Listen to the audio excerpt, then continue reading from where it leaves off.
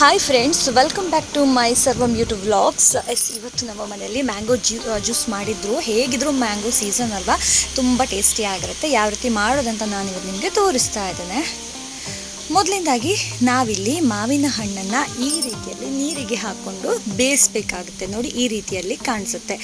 ಬೇಯಿಸಿಯಾದ ನಂತರದಲ್ಲಿ ತಣ್ಣಗಾದ ಮೇಲೆ ಈ ರೀತಿಯಾಗಿ ನಾವು ಹೆಚ್ಚಿಡಬೇಕಾಗುತ್ತೆ. ಅದರಲ್ಲಿರುವಂತಹ ಗೊರಟನ್ನು ತೆಗೆದು ರಸವನ್ನು ಮಾತ್ರ ಬಿಡಬೇಕಾಗುತ್ತೆ. ಹಾಗೆ ನನ್ನ ಚಾನಲ್ಗೆ ಯಾರೆಲ್ಲ ಸಬ್ಸ್ಕ್ರೈಬ್ ಆಗಿಲ್ಲ, ಬೇಗ ನನ್ನ ಚಾನಲನ್ನು ಸಬ್ಸ್ಕ್ರೈಬ್ ಮಾಡಿಕೊಂಡು ನನಗೆ ಸಪೋರ್ಟ್ ಮಾಡಿ. ಸೇಮ್ ಮಾಜಾ ಥರನೇ ಇರುತ್ತೆ, ಸೇಮ್ ಟೇಸ್ಟ್ ಇರುತ್ತೆ.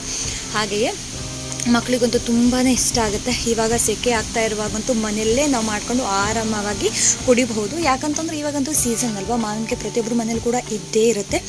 ನೋಡಿ, ಈ ರೀತಿಯಾಗಿ ಮಾಡಬೇಕು. ನಮ್ಮ ಮನೆಯಲ್ಲಿ ಎಲ್ರಿಗೂ ಕೂಡ ಇದು ಇಷ್ಟ ಆಗುತ್ತೆ.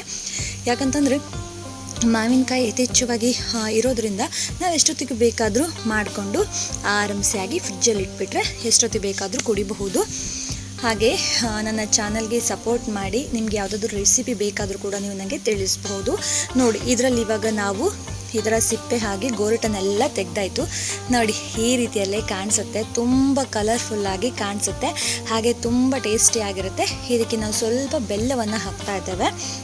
ಇದು ಆಲ್ರೆಡಿ ಬೆಲ್ಲ ಇದೆ. ಸ್ವಲ್ಪ ಬೆಲ್ಲ ಮತ್ತು ಸ್ವಲ್ಪ ಉಪ್ಪನ್ನು ಹಾಕಬೇಕು, ಟೇಸ್ಟಿಯಾಗಿ ಬರುತ್ತೆ.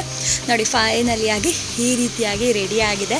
ಸಖತ್ ಟೇಸ್ಟಿಯಾಗಿರುತ್ತೆ. ನೀವು ಕೂಡ ಒಮ್ಮೆ ಮನೆಯಲ್ಲಿ ಟ್ರೈ ಮಾಡಿ. ಹಾಗೆಯೇ ಹೇಗಾಯಿತು ಅಂತ ನನಗೆ ಕಮೆಂಟ್ ಬಾಕ್ಸಲ್ಲಿ ತಿಳಿಸಿ. ನಿಮಗೇನಾದರೂ ಈ ರೆಸಿಪಿ ಇಷ್ಟ ಆದರೆ ನಮ್ಮ ಚಾನಲ್ಗೆ ಸಬ್ಸ್ಕ್ರೈಬ್ ಮಾಡಿ, ಸಪೋರ್ಟ್ ಮಾಡಿ. Thank you so much.